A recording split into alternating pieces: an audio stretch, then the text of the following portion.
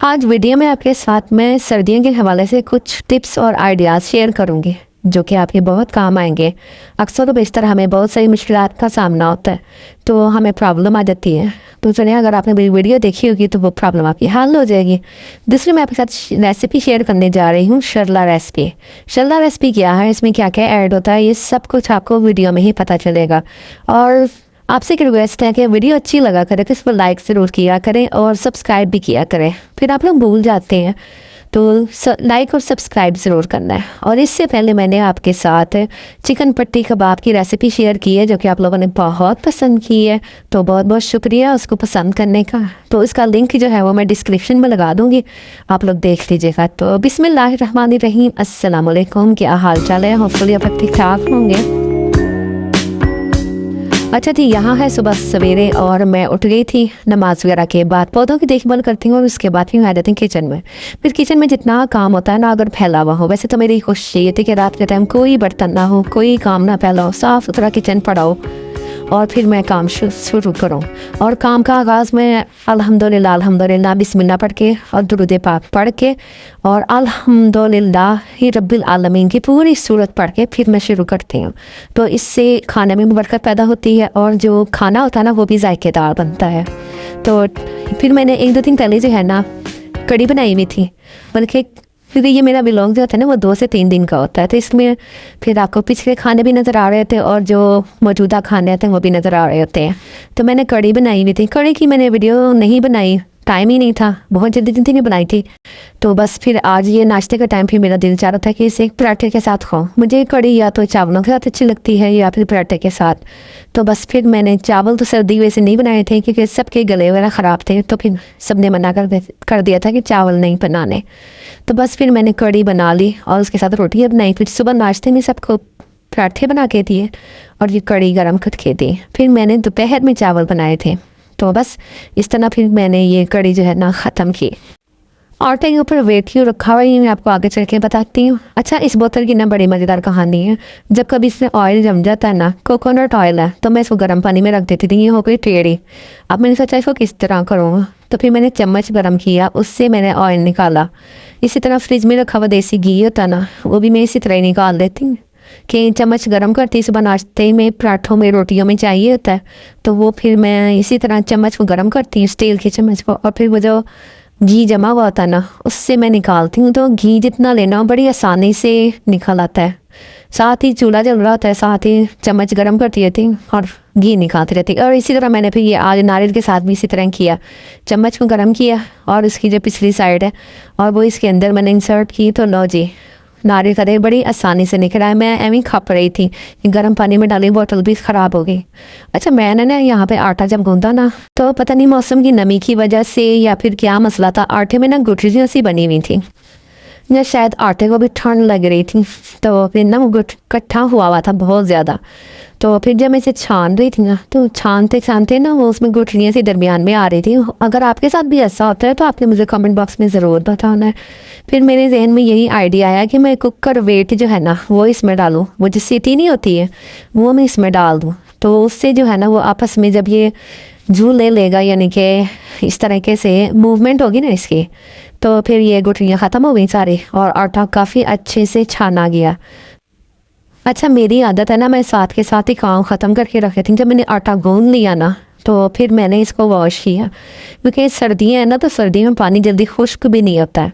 तो मेरी ये कोशिश होती है कि बर्तनों को या जो भी चीज़ें वॉश करूँ ना उसको अच्छी तरह खुश्क करके रखूँ। ये जो आपको लिक्विड नज़र आ रहा है ना, ये भी मैं आपको पिछली वीडियो में बनाना सिखा चुकी हूँ। अगर आपने देखना हो तो पीछे देख लीजिएगा जाके।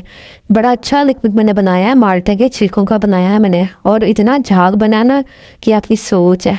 तो मैंने तो 2 दिन से इसको इस्तेमाल कर रही हूँ, बड़ा इंजॉय कर रही हूँ बर्तन धोते हुए। तो पहले तो वो मतलब मुझे काफ़ी मेहनत करनी पड़ती थी कालक वगैरह, क्योंकि सिलेंडर भी यूज़ कर रही हूँ ना मैं, तो बर्तन अक्सर काले हो जाते हैं। तो फिर वो मैंने छिलकों वाला जो है ना, माल्टे के छिलकों वाला लिक्विड रेडी किया, फिर उससे मैंने लिक्विड बनाया था, वो आप देखें। अच्छा, यहाँ पे मैंने ना हाथों में रिंग पहनी हुई थी, मैंने रिंग को रखा शेल्फ काउंटर के ऊपर और इससे सीटी का पानी खुश्क किया ताकि अंदर से ना इसके एयर गुजरती रहे और जल्दी से ये खुश्क हो जाए। तो बस फिर इसके बाद फिर मैंने सिंक की सफाई की उसी लिक्विड के साथ।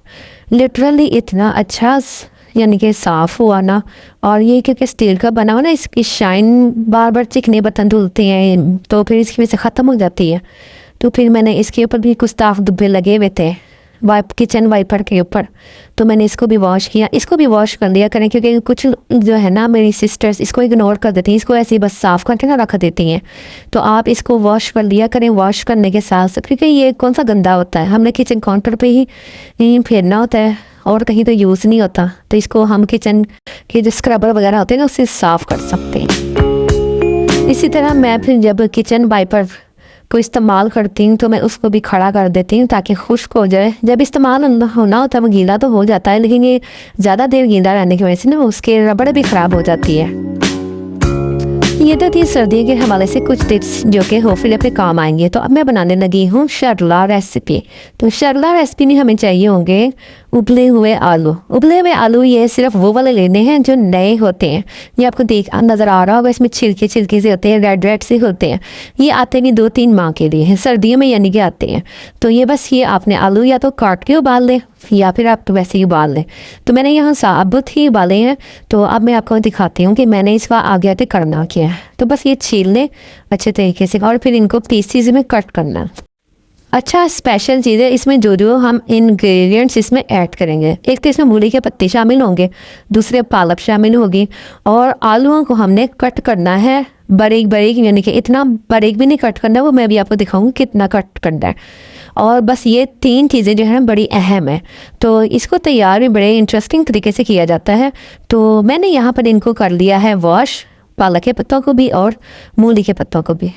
अब ये देखें हमने जो आलू के पीसीस करने हैं ना वो कुछ इस तरीके से करने जैसे कि आपको नज़र आ रहे हैं। आप थोड़े से और कर देंगे। मैंने 3-3 4-4 टुकड़े किए हैं, आप 5 से 6 भी टुकड़े कर सकते हैं। तो ये देखेंगे मैंने टुकड़े यहाँ पे कर लिए। अब इसके बाद ना मैंने पालक काटी, इसमें पालक तकरीबन थे कोई 10-12 पत्ते थे इसके, और इसी तरह मूली के भी 10-12 पत्ते थे, वो भी मैंने कट कर दिए। इनको वॉश कर लिया अच्छे तरीके से। धनिया भी इसे मैंने कट कर लिया। इसके बाद ना अब हमने क्या करना है, इस मतलब मिक्स करना है इसको, वैसे नहीं मेल्ट करना। मैंने ना एक चटनी बनाई है इसकी ख़ास तौर पे, वो इसकी स्पेशलिटी है। तो एक चटनी में धनिया जाएगा और 2 पत्ते पालक के और 2 पत्ते मूली के भी जाएंगे, बड़े बड़े होने चाहिए। उसमें थोड़ा सा टमाटर, एक छोटा सा इमली डाली है या फिर नींबू का रस ऐड कर दें। और इसके अलावा आपने उसमें ज़ीरा, 2 लहसुन के जवे और नमक मिर्च ऐड कर, हरी मिर्चें डाल दें तो फिर मिर्चें बेशक ना डालें। तो बस फिर वो उसको आपने ग्राइंड कर लेना अच्छे से, तो वो आपने रख देनी है साइड पे। तो अब ये देखिए मैं आलू के ना मसाला रेडी कर रही हूँ। इसमें मैंने नमक, मिर्च, ज़ीरा, साबुत धनिया और मैंने इसमें थोड़ा सा इमली का रस और थोड़ा सा नींबू भी ऐड किया है, और साबुत मिर्च जो दड़ा मिर्च थी ना वो डाली है, इसमें ज़ीरा डाला है। तो ये सारी चीज़ें हमने हल्के हल्के, क्योंकि ये सब कुछ वॉश हुआ है ना तो इसमें पानी मौजूद है। तो आपने इसको बिल्कुल मसलना नहीं है हाथों को जोर दे दे के, बल्कि इसको हल्के हल्के ना हाथों से इसको कोटेड से नहीं, जैसे आलू वो कर देते हैं, आपने ऐसे करना है। अच्छा मैंने ना इसमें बेसन 1 कप डाला है, जो मैंने मसाला रेडी किया है। आपने अपना मसाला देख लेना है, आपको मुझसे ज़्यादा बेहतर कुकिंग आती है तो आपने उसके हिसाब से बेसन ऐड करना है। और पान जब अच्छी तरह इसको मैरिनेट कर लेना है ना हल्के हल्के हाथों से, आलू ना टूटे बिल्कुल भी, ये आपने ख़ास ध्यान रखना है। तो इसमें 2 से 3 चम्मच पानी ऐड कर ले, क्योंकि पानी वो जो पालक होती है ना, मूली के पत्ते होते हैं, ये पानी छोड़ते हैं। तो इसमें 2-3 चम्मच बस पानी ऐड करना है। तो बस इसके ना फिर इस तरह का मसाला कुछ ये ना टेक्सचर सा रेडी हो जाएगा कि आप इसके छोटे छोटे कबाब बना लें। वैसे तो लोग बड़े बड़े कबाब भी तवे के बराबर भी बना रहे हैं, लेकिन ये एक वायरल रेसिपी है जो मैं आपके साथ शेयर कर रही हूँ। मेरा तो बहुत दिनों से दिल कर रहा था, तो मैंने अब बनाई है, तो फिर मैंने सोचा आपके साथ भी शेयर कर लूँ। इसकी थोड़ी सी वीडियो बना के आपको ये बता दूँ कि ये किस तरह बनते हैं। तो ये फिर जब मैंने बनाए हैं बहुत ही टेस्टी, बहुत ही मज़ेदार बने। इसको आप तवे पर भी फ्राई कर सकते हैं, क्योंकि मेरे घर में ज़रा कम घी इस्तेमाल होता है, कम ऑयल इस्तेमाल होता है, तो आप इसे डीप फ्राई भी कर सकते हैं। ये अब आपकी अपनी मर्ज़ी है आपने इसको किस तरह फ्राई करना है। वैसे डीप फ्राई होकर ना वो बहुत ज़्यादा क्रिस्पी बनते हैं, तो वो मैंने क्योंकि तवे पे शैलो फ्राई किया तो इसलिए बने तो वो भी बहुत टेस्टी हैं, क्योंकि अच्छी तरह गल गए थे अंदर तक जाके ना। आलू तो गले हुए थे, बस पालक नहीं थोड़ा सा पकड़ना था। इनको इसको ना खाने का भी एक तरीका होता है, वो मैं आपको एंड में दिखाऊंगी कि इसको खाना किस तरह, मतलब सर्विंग किस तरह करनी है, कि क्या क्या चीज़ इसमें ऐड करनी, क्या क्या चीज़ मिक्स करके खानी है। तो अब मैं आ जाती हूँ आज की अच्छी बात की तरफ। जो मैंने आपसे कुछ सवाल पूछना था ना, तो आपने उस सवाल का जवाब कमेंट बॉक्स में देना है और मुझे बताना है। और उससे पहले अगर चैनल पर नए हैं तो चैनल को ज़रूर सब्सक्राइब कीजिएगा, बेल आइकन भी प्रेस कीजिएगा। और आपने मुझे बताना है कि मेरी शरला रेसिपी, इसे शरला कबाब भी बोलते हैं, शरला पकौड़ा भी बोलते हैं। अब आपने मुझे बताना है कि आपने ये रेसिपी पहले देखी है या नहीं देखी, बनाई है या नहीं बनाई है।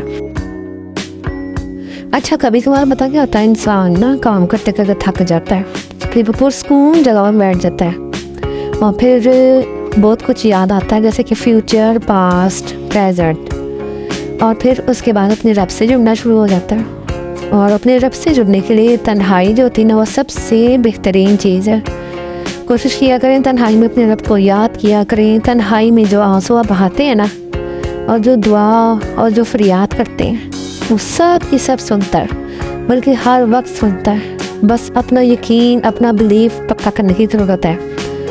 तो आप में से कौन कौन ऐसा करता है बताइएगा ज़रूर। जाते हैं तो चैनल को ज़रूर सब्सक्राइब कीजिएगा, बेल आइकन ज़रूर प्रेस कीजिएगा। नेक्स्ट वीडियो में मिलते हैं। अल्लाह हाफिज़।